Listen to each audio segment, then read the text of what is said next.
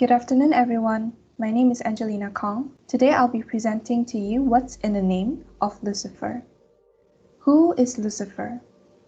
Lucifer is an angel who fell from grace and rebelled against God, a figure who exists to tempt a man and woman into sin, a universal idea that can be seen in numerous religions and beliefs.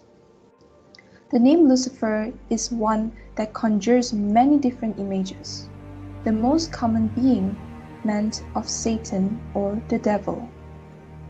But in terms of demonology, Lucifer represents one of the 7 deadly sins, the sin of pride. Some biblical scholars, however, claim Lucifer isn't a proper name, but a descriptive phrase meaning morning star or a light bringer. And the devil is often referred to as Lucifer. Satan was created as a holy angel of God, going by the name Lucifer.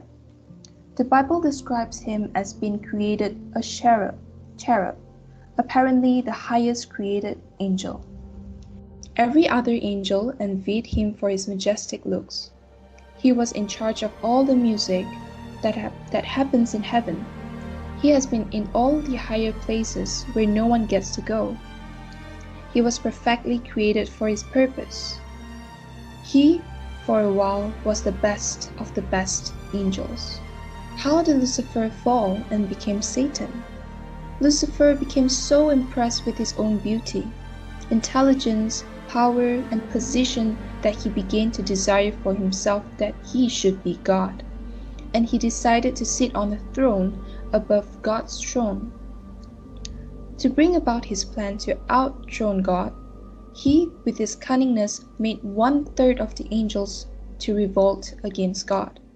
The book of Revelations describes a war that took place in heaven between the angels.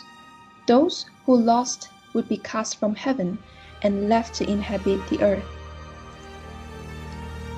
Then, war broke out in heaven. Lucifer transformed himself into a dragon. Archangel Michael and his angels fought against the dragon. The dragon and his angels fought back, but they weren't strong enough, and they lost their place in heaven, which they all fell to earth. Satan's pride led to his fall.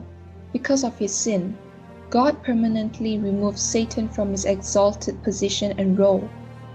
God created hell for Lucifer and his angels and appointed a day of judgment for them to be judged and thrown out to the lake of fire.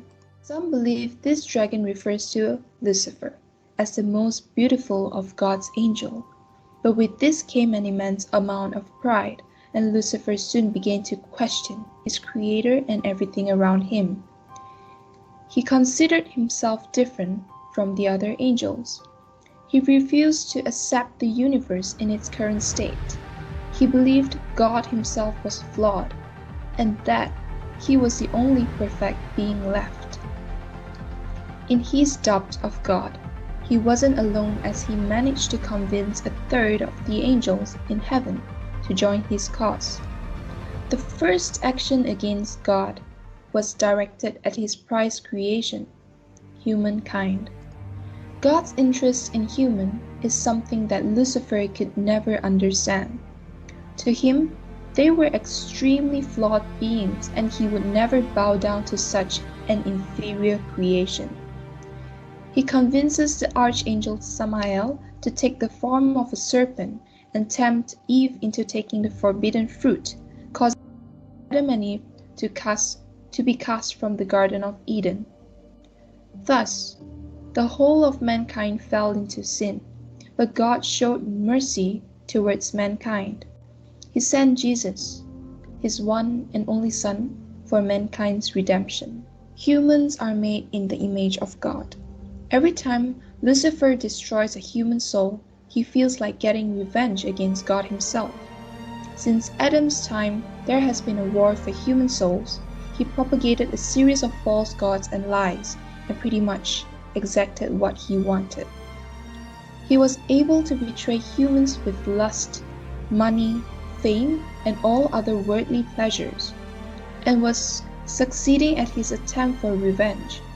Only fewer faithful people make into heaven, not giving into worldly desires.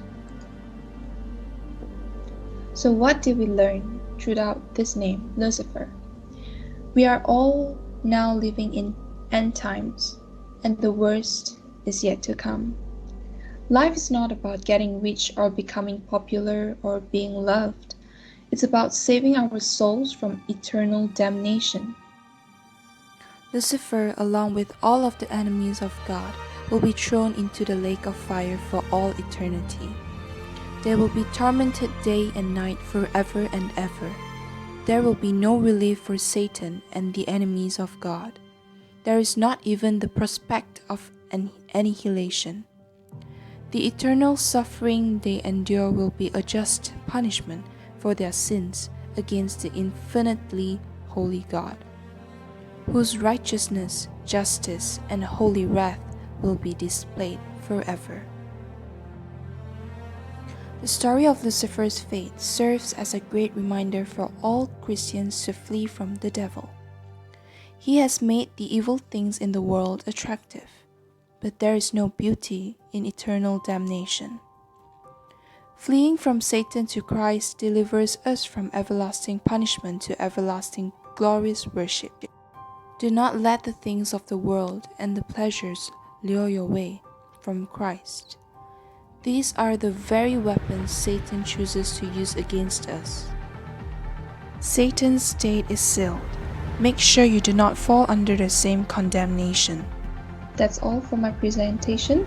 Thank you for listening.